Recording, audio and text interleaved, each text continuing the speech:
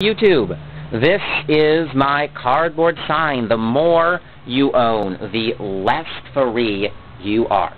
On several occasions now, I've held the sign for any number of hours on a sidewalk, sitting or standing, engaging in conversations with passers-by who felt some manner of interest, curiosity in the sign, its message, what it means, or what it could mean, what it means to me, why I was there holding it, and who I am and everything.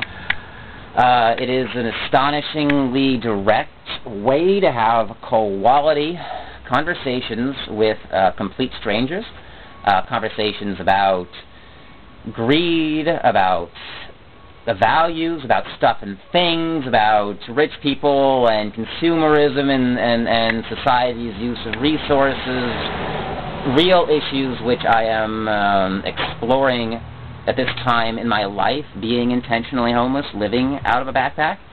I get a really substantial kick of meaning and purpose from doing so. Just a few weeks ago, actually, I had the privilege of, I was in New York City for the anniversary of Occupy Wall Street. You know, yay, Occupy. And a few days after all the excitement and the shitstorms, I, found the New York Stock Exchange because I wanted to hold my sign and make a statement, near the temple of greed, the temple itself of the cult of stuff and things, of the production and possession of more stuff and more things, until everyone, theoretically, is sitting upon a big pile of crap, and the earth itself is nothing but this big, hideous crater.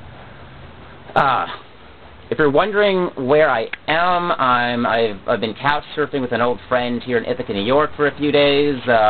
Currently, I don't have any particular desire to sleep with a roof over my head. But if that's what life provides for a period of time, then I'm going to enjoy that. Okay, in this video, my goal is to explore, this little mantra here, try to, interpret it, how I see fit, the meaning that I find in it. If you think about it, okay, logically, this particular phrase happens to imply its inverse, which is the less you own, the more free that you are. So, and obviously that's not this logic is not literally true. If this were literally true, then the freest and most spiritually realized of human beings would be walking around naked all the time. They wouldn't have any clothes. They might not even need any food. Obviously that's absurd. And even, me, I'm in my life, I'm trying to, live with as little as I can, to try to find as much happiness with as little as possible. And one of my goals, if you're wondering, or if it's not obvious, one of my goals is to condition myself to desire less, specifically, physical stuff, but just to be happy and grateful with less, to whatever extent that feels real and authentic. I have many reasons for wanting to condition myself to desire less. I am not completely, I have no intention of ever completely renouncing the physical world. If I were to want to do that, I might do the classic modern narrative of, going, I don't know, maybe going to India on some spiritual journey. Go to India, walk 1,000 miles barefoot, possess nothing but the pants you wear and the shirt on your back. And then as the shirt fills with holes and becomes threadbare and dissolves and becomes dust, then walk without a shirt. And if people do not give you food, spend no money, spend not a cent. If people do not give you food, then you go hungry and contemplate God. Well, that kind of narrative does resonate with me a lot, but I'm not doing that. What I am doing, specifically, I am restricting myself to a budget of no more than $10 a day. That specific budget. I've been adhering to it for like about over a month now. I don't know how much money $10 a day seems to you. To some people, that would seem like a lot. To some people, not very much. It's less than $4,000 a year. Frankly, to me, living the life I am, $10 a day, it feels like more than enough. I feel like I'm living a comfortable life on $10 a day, and I'm loving the life that I'm living. Frankly, this intentional homelessness thing, living out of a backpack in my own country, I feel great about it. It's been so liberating. The experiences I've had, the communities I've experienced, the people and relationships that I've discovered, that I've been blessed with, have been freaking, like, way amazing. I'm more grateful for life and my existence and what I have than I've ever before been. And I've gained everything that I could possibly count. And what have I lost? I've lost a job that I didn't care about. Okay, I've lost a roof over my head, which I really didn't need and sucked up a lot of money and time because I had to work in order to pay the rent. I haven't really lost anything that means very much to me. And I feel pretty good about that. So, okay, but the more you own, the less free you are. Well, how much can you own? Maybe that's actually not the right question to ask. Permit me to mumble and stumble a little bit with my words. I think rich people, to use a really generic term, but, you know, people have a lot of stuff, especially in the developed nations. There's lots of people with a lot of stuff. I think people who really, really have a lot of stuff and desire a lot of stuff, they're prisoners of their minds. I really believe that.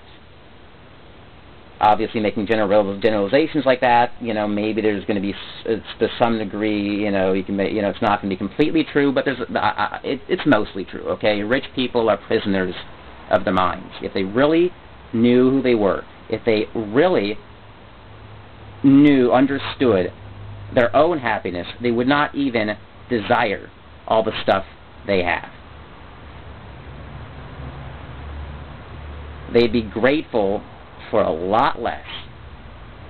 Maybe they'd even realize that hitchhiking can be as fun or even more fun than riding a private jet. And of course, there's personality differences. Maybe some people would prefer to ride in a private jet. Frankly, I would argue they really have not explored their own. They have not explored human experience enough. If that's the case, I just don't see how. I mean, hitchhiking is authentic and exciting, and you meet all kinds of people. It's an adventure every time. I think about riding on a private jet, and that sounds boring. Riding a bus long distance is boring. And this applies not just to people who are affluent. It applies across all levels of income.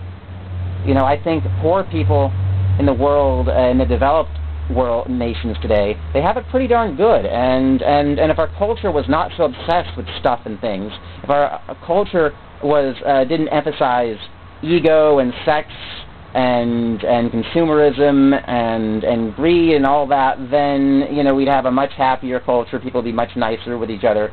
The whole income inequality thing would not be nearly so stressful. It'd be a fraction as stressful as it is right now. And people would, it's like if gratitude was emphasized, if there's a strong message of gratitude in our, in our movies, in music, on billboards, on the sides of trucks, where now there are advertisements, in commercials and magazines and everything, in our culture, then, I mean, people would realize just how much that they have, just how miraculous life itself is, just how much of a blessing everything is. It's like, I mean, sure that, it would be, universal health care would be a blessed thing, but still, even poor people who cannot afford health care, they have it so much, incalculably better than people in third world nations, or people or better than people from like hundreds of years ago. It's just and just plenty of reasons to be grateful. I mean, I recently, for example, something I learned recently, George Washington, the first president of the United States, he died, after from some lung or throat infection. The doctors tried to help him out. They bloodlet him. They, cut open the vein and let the blood pour out. And I'm thinking, wow, this is the guy who was formerly the president of the United States. If there's anybody who's going to be receiving top of the line health care, it's him. And he was bloodlet. In the modern day, no one would even think of, even the poor people aren't going to receive such shitty medical treatment. And so it's like the poor people of today have access to better medical treatment than the President of the United States when this country was first founded. There are plenty of reasons to be grateful. How much time what time am I at? 11 minutes? All right. I have a lot more to say, but the time limits, Jesus.